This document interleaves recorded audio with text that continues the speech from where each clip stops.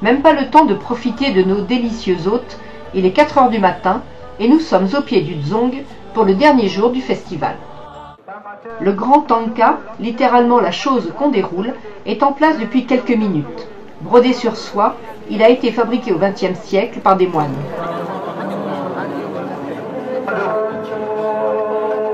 Unique pays à avoir adopté le bouddhisme du grand véhicule comme religion officielle, le Bhoutan vit au rythme de ses fêtes religieuses.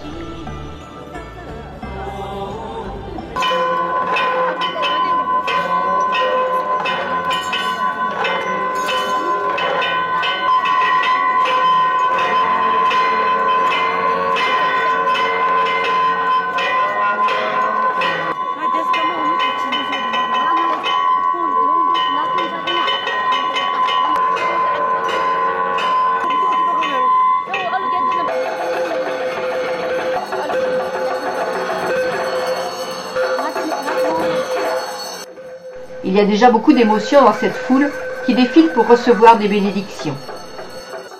Le festival de Paro commémore l'introduction du bouddhisme au 7e siècle. Tous les habitants de la vallée se rendent au Dzong pour renouveler leur foi, mais aussi pour se divertir en observant, après le lever du soleil, des danses sacrées appelées cham.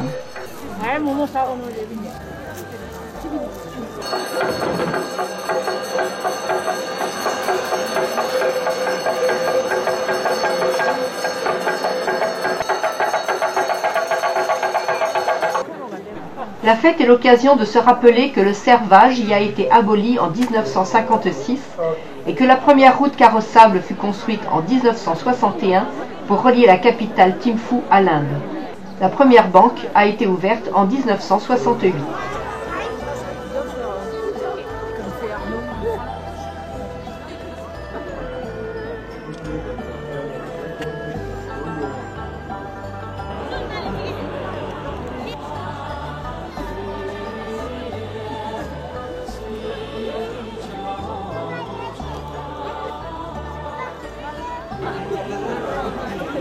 Le spectacle est bien sûr sur scène, mais aussi dans la foule qui a revêtu ses plus beaux atours. Un peuple qui a progressivement accès à la télévision et à Internet depuis 1999. Inéluctablement, la modernité s'infiltre dans le petit royaume.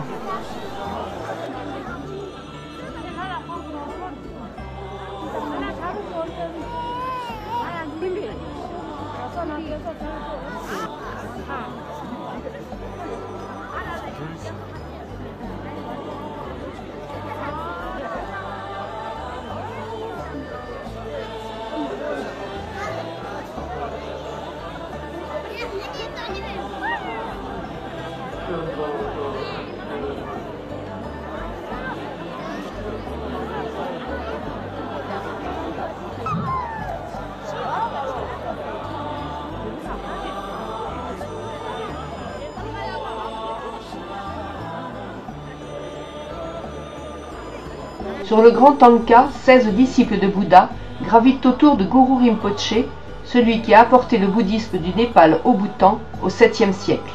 Il est considéré par les Bhoutanais comme un second Bouddha.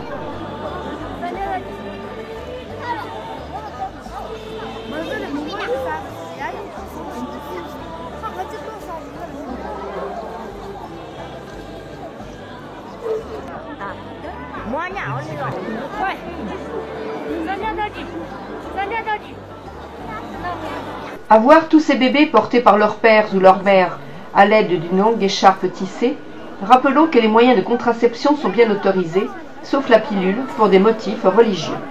La moyenne aujourd'hui est environ de 2 enfants par famille. S'ils apprennent l'anglais dès l'âge de 4 ans, peu d'entre eux sont scolarisés dans les campagnes isolées de l'est du pays.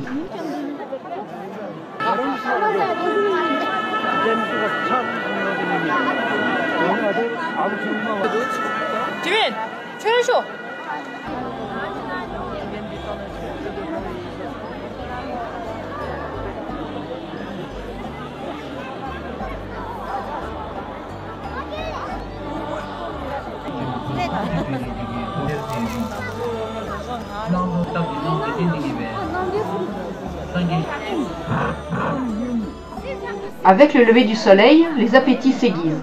On boit du thé au beurre de yak, un grand moment de partage.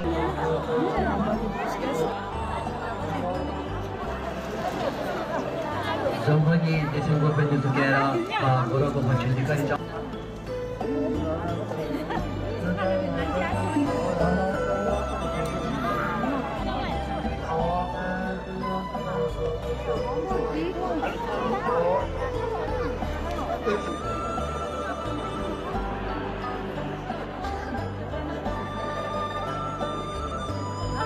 Nous quittons notre place chèrement acquise dans la tribune pour aller aux toilettes en nous frayant un chemin dans la foule.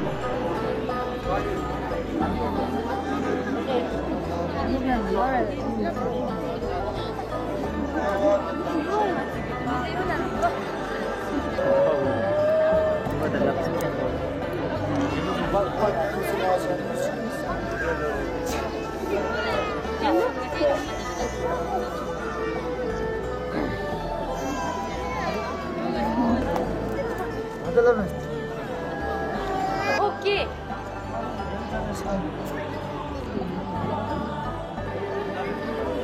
Les gradins et au-delà toute la colline sont envahis par les spectateurs. Le pique-nique en famille fait partie de la fête.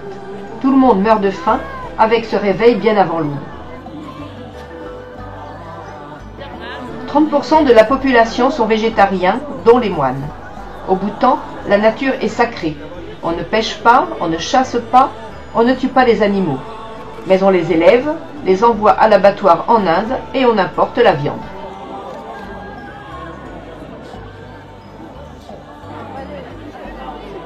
Tapis rouge, le roi et la reine arrivent. Photo interdite. Ils nous feront l'honneur de leur présence 1 heure durant, installés sur les gradins au milieu de leur peuple.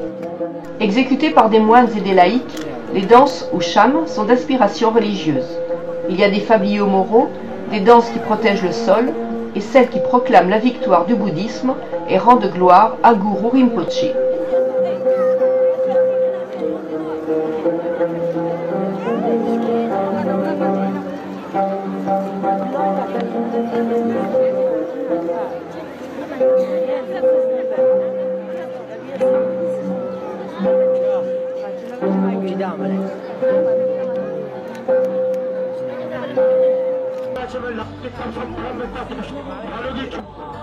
La désinstallation du grand Tanka prend du temps. On lui attribue la faculté de laver, à sa simple vue, tous les péchés d'une vie. La foule a eu raison de se déplacer.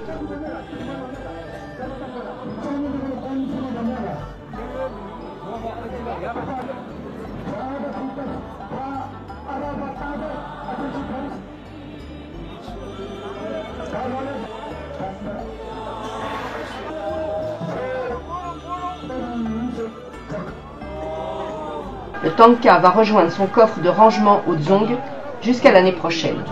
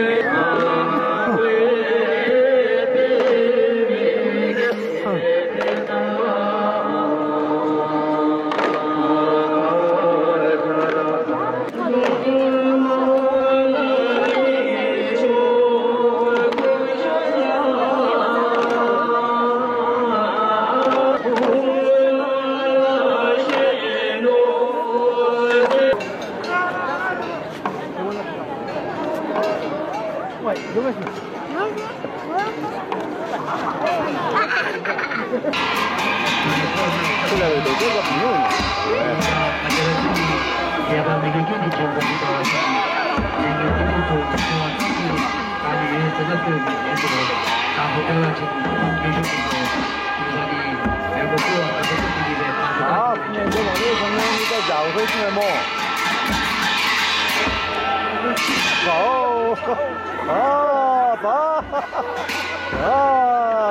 Mon voisin n'en finit pas de rigoler des plaisanteries des bouffons qui singent les gestes des danseurs et miment des histoires avec parfois des gestes obscènes.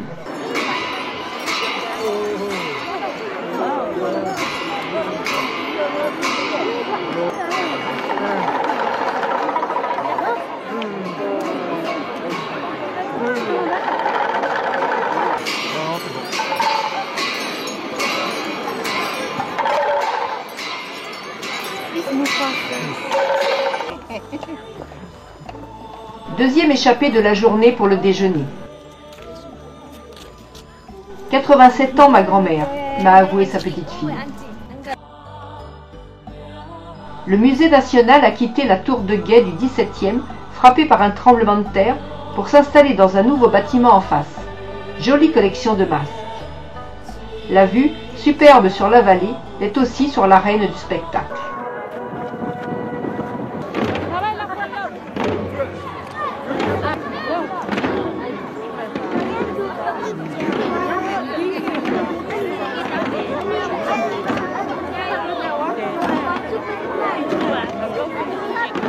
Au rythme des dernières danses, on vénère encore Guru Rinpoche. Les fidèles n'ont pas cessé de faire la queue depuis 4 heures ce matin.